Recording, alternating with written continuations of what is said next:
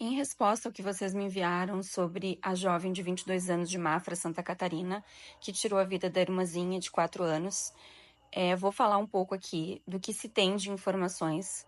É um assunto muito sério, saúde mental pede socorro e nós precisamos pensar e falar sobre isso. Um histórico de problemas psicológicos com essa jovem.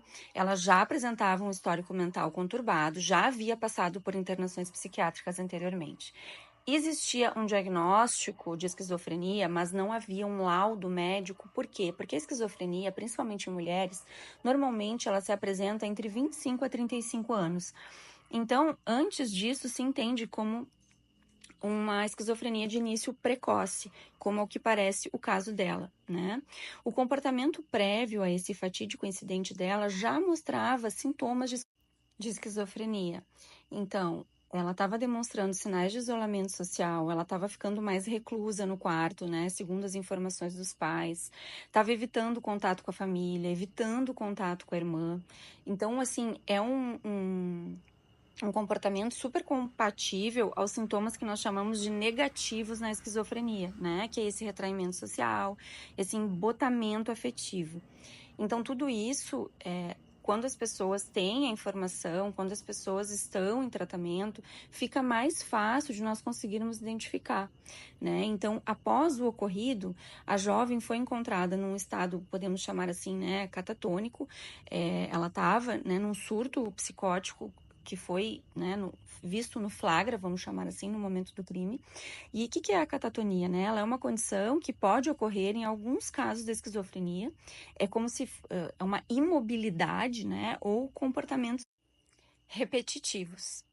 Então, em termos ali, né, de medidas judiciais, avaliações médicas, ela foi internada previamente, né, porque precisa haver, então, um exame de sanidade mental que foi solicitado pelas autoridades para avaliar a condição psicológica dela, confirmar esse diagnóstico de esquizofrenia, né? E o que é importante de nós entendermos? Cada caso é um caso, cada ser humano é um. Então, por mais que existam, né, uma série de sintomas que as pessoas vão se encaixando em um diagnóstico, essa jovem, segundo os relatos dos pais, ela não apresentava comportamentos agressivos ou violentos antes desse incidente. Então, é muito importante que nós tenhamos empatia nesses momentos, né? A gente está vendo aqui, inclusive, algumas das pessoas que me mandaram alguns dos vídeos que apareceu, sem empatia, né? Como uma crítica, e muitas vezes é por falta de informação que a gente faz isso. Então, para ajudar, né, a nós entendermos esses casos, essas dinâmicas de funcionamento de alguns diagnósticos, eu trouxe algumas informações aqui, né, mais básicas, para que a gente possa ir ampliando a nossa consciência sobre saúde mental e evitando julgamentos, né? Evitando falar bobagens, evitando piorar casos já tão difíceis como o dessa família, né? A dor desses pais. Então, se nós não temos uma informação, eu convido vocês fortemente a buscar essa informação antes de qualquer julgamento. Saúde mental é algo maravilhoso quando se tem, mas quando não se tem, é um sofrimento, como qualquer outra doença de cunho físico. E a gente precisa respeitar, a gente precisa. Se a gente não vai, se a gente não pode ajudar, a gente cala, a gente ora, a gente tenta, né, de alguma forma trazer apoio, buscar ajuda profissional. Então, como vocês me questionaram, né, para explicar o que se passa na cabeça dessa jovem, o que é esquizofrenia, de modo geral, é um transtorno mental grave que afeta a forma como nós pensamos, né? Ela fica nublada, ela fica diferente do habitual, ela nos engana, né? A forma como nós sentimos as coisas passa por outras percepções não comuns, né? E por consequência, as nossas ações. Então, de uma forma mais científica, né? A esquizofrenia, ela é então uma psicose crônica, idiopática, tá? E ela é caracterizada, como eu falei anteriormente, por uma combinação de sintomas positivos, né? Que é então essas alucinações, esses delírios que podem levar a uma confusão, a eu ver coisas que não existem, a ver coisas distorcidas. E os sintomas negativos, ou seja, características que seriam mais comuns, elas não têm, né? Elas são subtraídas, então por isso sintomas negativos, como embotamento afetivo, retraimento social, né? Eu não consigo me comunicar de uma forma mais rica, né? Eu tenho um discurso mais empobrecido, eu não consigo me comunicar com facilidade. Então, tudo isso, né, são sintomas que a gente pode perceber. E como eu mencionei antes, não é muito comum na adolescência, mas ocorre, né? Como, então, um início precoce da esquizofrenia. E observa-se, então, essa perturbação dos afetos, esse tipo de comportamento mais irresponsável, uma imprevisibilidade nas respostas do adolescente, né? E como é o caso dessa jovem, esse isolamento social. Mas quais são as causas? Que foi outra pergunta que vocês me fizeram aqui, tá? Entende-se que ela é multifatorial. Então, multifatorial, né? Incluindo fatores genéticos, fatores do ambiente e também entende-se que podem haver alterações bioquímicas, né? Especialmente no sistema dopaminérgico, que também podem estar presentes, né? Então, funcionando muitas vezes em excesso durante esses surtos psicóticos, como é o caso dessa jovem. Outra questão que vocês me perguntaram aqui, né, são sobre as fases, né, a prodômica, a fase aguda do surto.